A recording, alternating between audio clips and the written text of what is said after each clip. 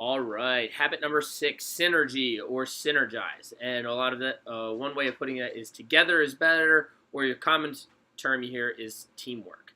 All right, and in this video, I really want to talk about some ways that positive teamwork can really help. But there's also ways and misconceptions about teamwork helping that are not really great, and we're going to talk about some of those too. One of the best examples is thinking about the way that birds fly in a V formation. The one at the front is taking most of the energy, and when it gets tired, it goes to the back so that it can fall back and draft off the other ones and saves energy. They're working together.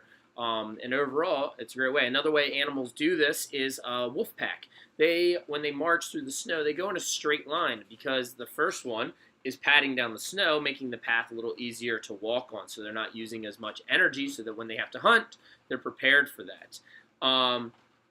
And that's an example of great teamwork. And teamwork, you have to have open-mindedness so that you can hear others' ideas that might be beneficial, and you need to piggyback off each other. You need to keep building rather than just putting somebody down. If you have a leader that's not really open-minded, you might miss out on some really good ideas, and the rest of the team might be afraid to speak up and fear that they're just going to get shot down anyway.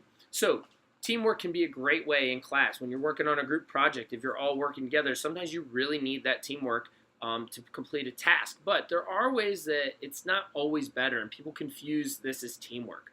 For example, if you are working with a person and you need to carry something, but one person can carry it, and they might think, oh, if two people carry it, that's teamwork and that's better. Okay, yeah, maybe it's a little bit lighter, but you're wasting time. One person could be carrying it while the other person could be working on the poster for the project, and you don't need to waste that time. I think about a restaurant. In a restaurant, there's a lot of different jobs. There's a host, there's a waitress, there's a busboy, there's a dishwasher, there's a cook. If everybody in the restaurant did every single job together, so person walks in, everybody rushes to the hostess stand and they sit them down, that might be great service. They might, wow, everybody's so accommodating. And then when you get there, everybody's taking their order. They might think, well, now this is a little overwhelming. And then they're going to get frustrated when their food's not ready because they're not doing that. And then when everybody's cooking, more people come in. Well, nobody's there to be a host. So the way they use teamwork is by people having different jobs. And if you have too many people on the job, it's not going to work either. When I used to work in a restaurant, somebody thought it would be helpful to help me carry the bus tub. Well, while the person wanted to help me carry the bus tub, they could have been setting the next table to get it ready. And I explained that to them, and we were able to work together, and we were able to turn more tables over. So you get that all the time. I also have seen it when I'm mowing lawns. When I first started out, we had 2 push mowers, and we had 1 weed whacker. Okay, so we thought at the beginning that it was more efficient. Oh, let's push mow really fast. We got the lawn done, but then only one of us was weed whacking while the other was just kind of waiting to move to the next lawn. So we said, instead of doing that, why doesn't one of us mow while the other one weed whacks? And then we were kind of finishing up more at the same time.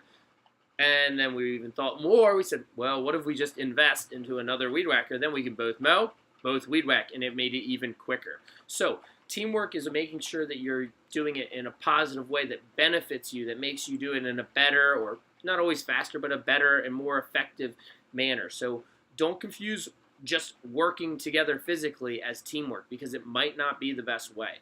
But if you can master that, it is a really great way to get things done. You're going to be able to accomplish more, because if you do work together in a positive way, great things are going to happen. So that is habit number 6, synergy.